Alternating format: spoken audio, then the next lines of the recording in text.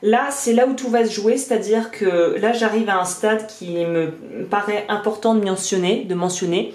Une fois que c'est formé, une fois qu'on a quelque chose qui est correct et qui nous convient, ce qui va être très important, et en fait par rapport aux tailles de bracelet, la chose principale à prendre en compte, c'est la rigidité déjà. Est-ce que c'est quelque chose d'assez fin, d'une épaisseur assez fine qui sera facilement ôtable et enfilable, sachant que plus c'est fin et plus c'est malléable, plus ça devient fragile si les gens les utilisent trop et les bougent trop, vu que l'argent devient cassant assez facilement. Si c'est appelé tout le temps agrandir, refermer, ça va casser.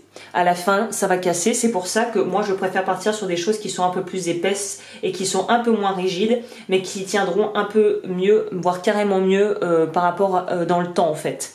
Et c'est là où, si tu fais quelque chose qui est donc plus difficile à travailler avec un métaux qui est d'une épaisseur plus importante, plus conséquente, la problématique qui va se poser, c'est que si tu fais du sur-mesure ou si tu fais des tailles, il va falloir que tu estimes des tailles standards, sachant que ce qui compte pour ce genre de bracelet, c'est l'ouverture en fait du poignet pour voir si ça rentre ou pas.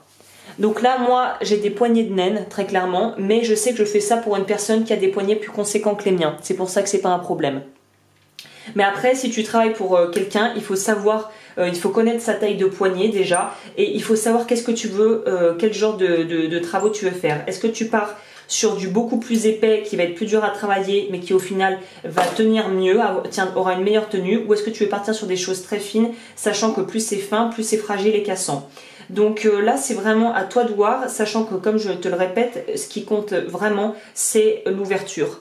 C'est une des seules choses qui compte vraiment pour les bracelets, pour pouvoir estimer correctement la taille lorsque tu réalises ton projet. Et ensuite, la forme, si tu veux que ça soit rond ou ovale, c'est toi qui vois. Mais il faut savoir que le poignet n'est pas rond, quoi, en fait. Hein. Quand tu regardes bien, déjà, c'est plus ovale. Et si on voulait vraiment pousser plus loin, je dirais que c'est presque un rectangle, en fait.